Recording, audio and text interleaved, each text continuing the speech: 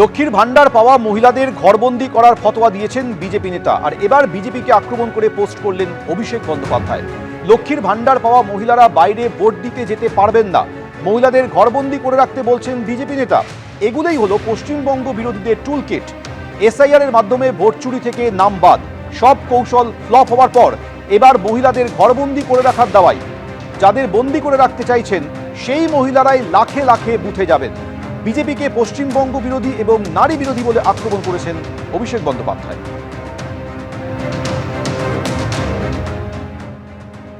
এবার শোনাবো সুকান্ত মজুমদার কি বলেছেন।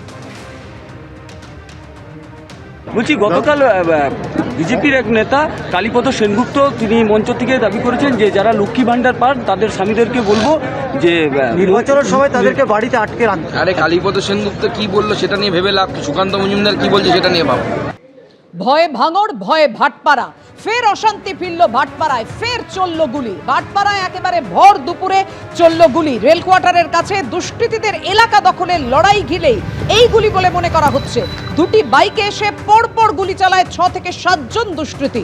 দাবি স্থানীয় তৃণমূল কাউন্সিলরের যে দুপুর 2টার সময় এই গুলি চলে ভাটপাড়া পুরসভার 6 নম্বর ওয়ার্ডের নিমবাগান এলাকায়।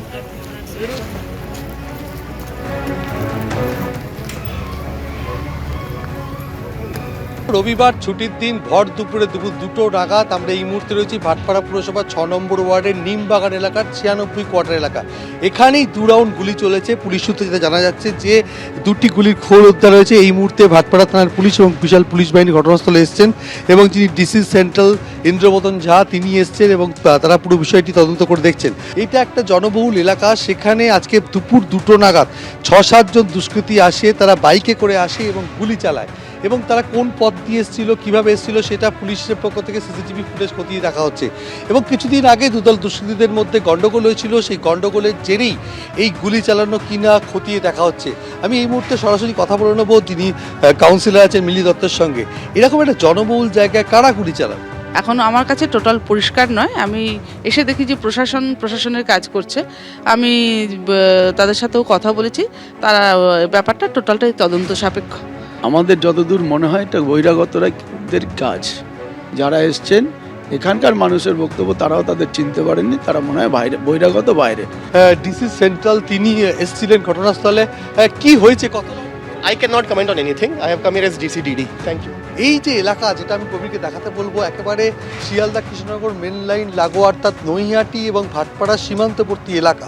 এইখানে আশপাশে কোনো সিসিটিভি নেই এবং আশপাশে সিসিটিভি ফুটেজও পুলিশের পক্ষ থেকে খতিয়ে দেখা হচ্ছে। কেন গুলি চললো সেটা এখনও পর্যন্ত স্পষ্ট নয়। তবে প্রাথমিকভাবে যেটা জানা যাচ্ছে, কয়েকদিন আগে দুদল দুষ্কৃতীদের মধ্যে গণ্ডগোল হয়েছিল এবং 2 দুষ্কৃতীদের এলাকা দখলের লড়াই, এবং সেই এলাকা দখলের লড়াইয়ের যে গণ্ডগোল এবং সেই গণ্ডগোলের ঘটনার পর এটা কি পাল্টা কোনো হামলার পরিকল্পনা ছিল, সমস্ত দিক পুলিশের পক্ষ থেকে খতিয়ে দেখা হচ্ছে। লক্ষ্মীর ভান্ডার পাওয়া মহিলাদের ঘরবন্দি করার ফতোয়া দিলেন দাসপুরের বিজেপি নেতা।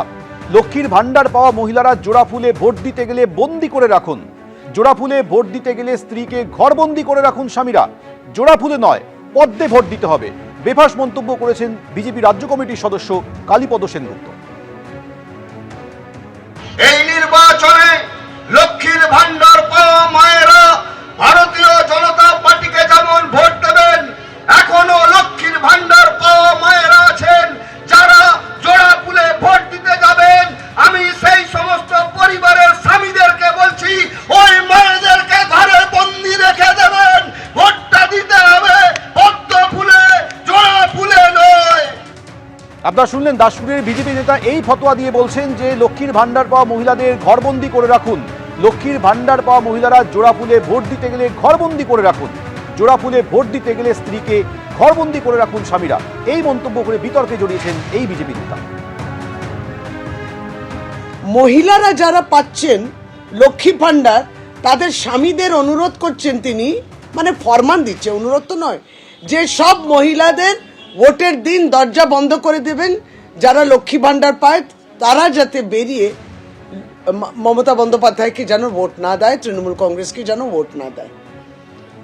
এই হচ্ছে ভারতীয় জনতা পার্টির মানসিকতা। আমরা চিরকাল পার্টির পক্ষ থেকে বলেছি, নারী বিরোধী এরা। যিনি নাকি রাজ্য কমিটির মেম্বার, তাহলে রাজ্য কমিটির যদি এই মানসিকতা থাকে, প্রকল্প বন্ধ করে দেব, যারা প্রাপকরা আছেন তাদেরকে বাড়ি থেকে বেরোনোটা বন্ধ করে দেব। তাহলে ভারতীয় জনতা পার্টি, আপনারা যে নারী বিরোধী পার্টি এবং নারীরা কিংবা যে কোনো এই প্রকল্প যেটাতে নারীরা তার মধ্যে অন্তর্ভুক্ত থাকেন, সেইটা আপনারা চান না। বঞ্চনা করতে করতে কোন জায়গায় গেছে? কেন্দ্রীয় সরকার, ভাজপা সরকার তো বঞ্চনা করেইছে। বাংলাকে একবারই প্রাপ্য টাকাটা দেয়নি। সে জিএসটির মাধ্যমে যে টাকা কিংবা আপনার যেটা কেন্দ্র সরকারের পক্ষ থেকে যেটা ডেভলিউশন অফ ট্যাক্সেস মাধ্যমে বলুন, বঞ্চনা, আর্থিক বঞ্চনা করেই গেল। এবিপি আনন্দ, এগিয়ে থাকে, এগিয়ে রাখে।